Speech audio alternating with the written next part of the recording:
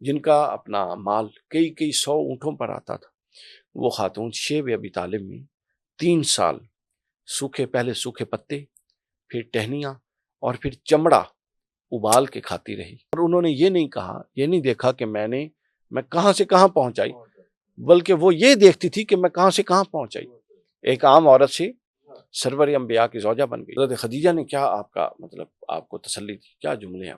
اور خدیجہ نے فرمایا کہ آپ کو اللہ تعالیٰ کبھی بھی ضائع نہیں کر سکتا، آپ تو وہ ہیں جو کمزوروں کا بوجھ اٹھاتے ہیں۔ حضور فرماتے کہ خدیجہ، جبرائیل آئے تو یہ آیات لائے، اور اللہ تعالیٰ نے فرمایا کہ یہ جو خاتون آپ کے پاس کھانا لا رہی ہیں، ان کو میرا سلام دے۔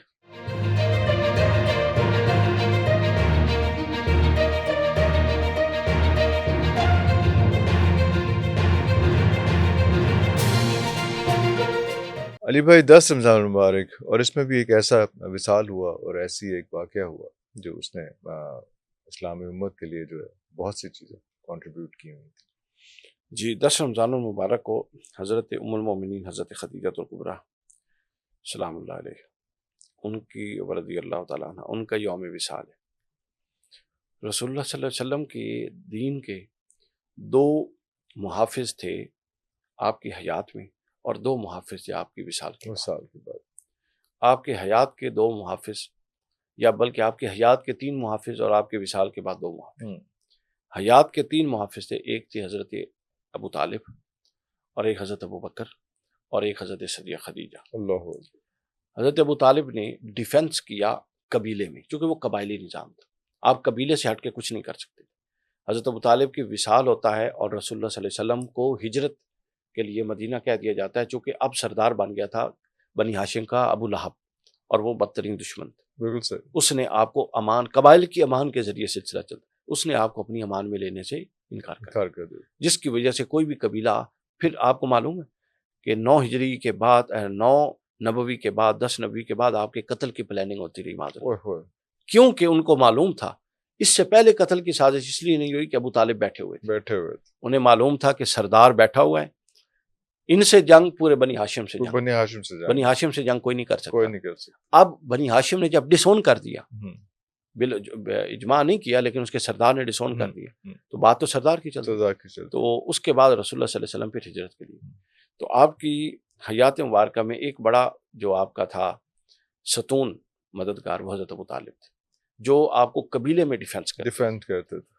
دوسرا تھا حضرت ابو بکر صدیق، جو آپ کو سوسائٹی میں ڈیفنس کرتے تھے، اور تیسرے تھی سیدہ خدیجہ الکبریٰ، جن کے مال نے آپ کو معاشی جدوجہدوں سے آزاد کر کے دین کے کام کرنے کے لیے پورا گراؤنڈ فراہم کیا۔ اللہ، ورنہ آپ دیکھیں حضرت داؤد علیہ السلام، حضرت ابراہیم علیہ السلام بکریاں چلاتے، حضرت داؤد زرہ بناتے، حضرت ادریس علیہ السلام درزی تھے، کوئی نبی، ہر نبی رزق حلال کے لیے کام کرتا، تو رسول اللہ صلی اللہ علیہ وسلم بھی بکریاں چلاتے اور تجارتی قافلوں کے ساتھ شام تک جاتے۔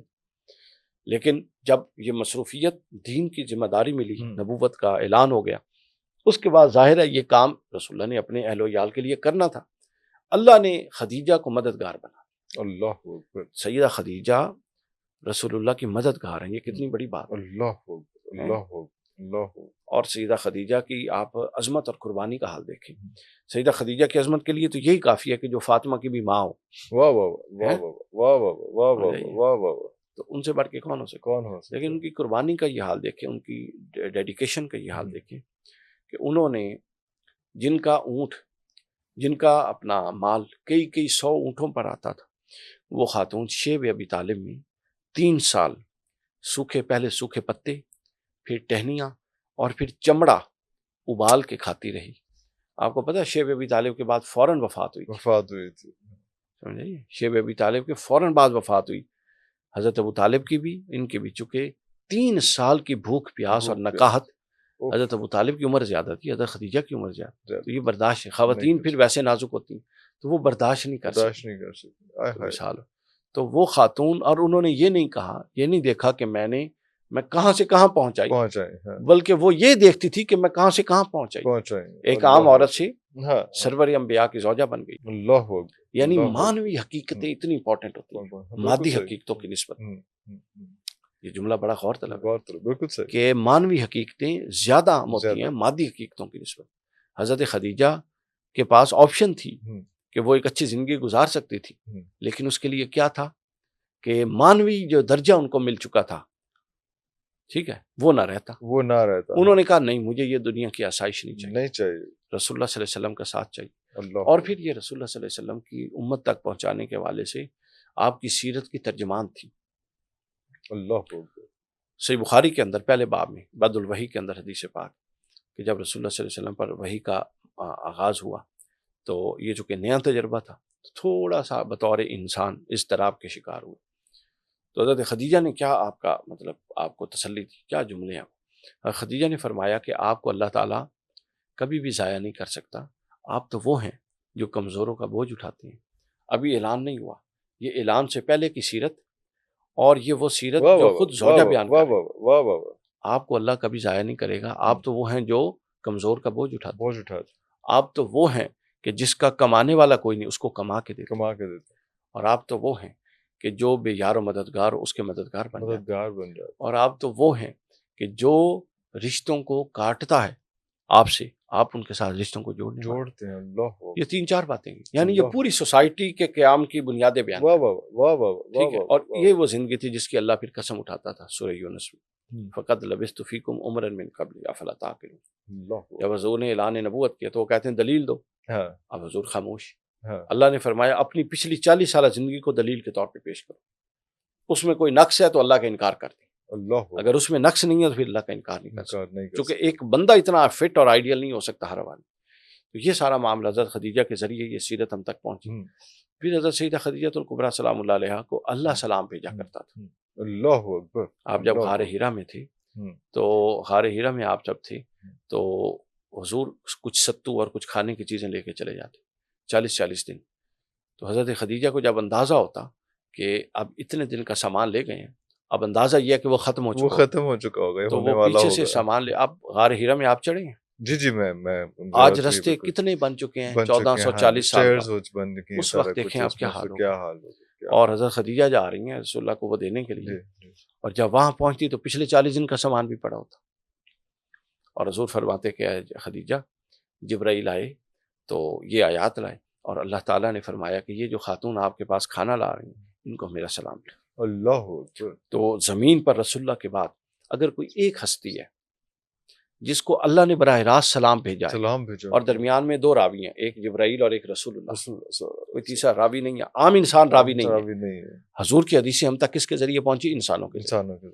یہ حضرت خدیجہ کو سلام کس کے ذریعے پہنچا؟ جبرائیل اور رسول اللہ، 2 راویوں کے ذریعے اللہ نے حضرت خدیجہ کو سلام بھیجا. اللہ. تو زمین پر کوئی خاتون، یہ واحد خاتون ہے جس کو اللہ کا براہ راست سلام آیا. اور پھر حضرت خدیجہ الکبریٰ کے ساتھ رسول اللہ کا انس کا یہ عالم تھا، جب تک آپ حیات رہیں حضور نے نکاح نہیں کیا. اللہ. اور پھر فرمایا کر بعد میں وصال ہو گیا، طواف کر رہے تھے تو ام المومنین حضرت عائشہ بھی ساتھ تھی، طواف کر رہے تھے تو ایک بوڑھی خاتون ملی، طواف کعبہ کا روک کے رسول اللہ اس کے ساتھ باتوں میں محو تھی، باتیں ہوتی رہیں، طواف رکا ہوا ہے. اب سارے صحابہ جو تھے کس کی جرت تھی کہ آگے بڑھ کے آگے نکل جائیں، طواف رکا ہوا ہے، طواف ختم ہوتا ہے، آگے چلتے ہیں. تو کسی نے پوچھا کہ وہ کون تھی؟ فرمایا یہ خدیجہ کی سہیلی تھی. اللہ. جو حضرت خدیجہ کے دور میں ہمارے گھر آیا. اللہ. بکری ذبح ہوتی، بیویوں کے ساتھ وفا بھی رسول اللہ سے بڑھ کے کسی نے نہیں کی. یہ ہمارے بہت بڑا المیہ ہے ہمارے معاشرے کا کہ ہم بیویوں کے ساتھ وہ سلوک نہیں کرتے جو ہمیں کرنا چاہیے. کچھ لوگ بعد میں بکری ذبح ہوتی تو اس کے گوشت کی ایک ران خدیجہ کی سہیلیوں کی طرف حضرت خدیجہ اللہ کے پاس چلی گئی. اللہ. حضرت خدیجہ کی ایک سسٹر تھی، ان کی آواز حضرت خدیجہ سے ملتی. رسول اللہ اپنے گھر میں چارپائی پہ آرام پر لیٹے ہوئے تھے اور وہ آئیں، انہوں نے آ کے آواز دی تو رسول اللہ اٹھ کے بیٹھ کے جھٹ سے، اور یوں محسوس ہوا کہ خدیجہ آ رہی ہے. اللہ. یعنی محبت کا یہ عالم تھا کہ ایک ایک خدیجہ کی آہٹ بھی رسول اللہ کو پسند تھی اور منتظر. اور کتنی دیر بعد تک اور حضرت عائشہ فرمایا کرتی تھی کہ مجھے اگر کسی سے بطور انسان ایک حسد منفی لفظ حسد نہ بولے، مثلا آپ کہہ سکتے ہیں کہ جو رشک، مجھے کسی پر رشک آتا ہے تو وہ حضرت خدیجہ پر آتا ہے کہ رسول اللہ صلی اللہ علیہ وسلم آج تک ان کو نہیں بھولے. اللہ. تو اللہ تعالیٰ ان پر کروڑوں رحمت نازل فرمائے. اور ان کے فیوز و برکات ہمیں عطا آمین آمین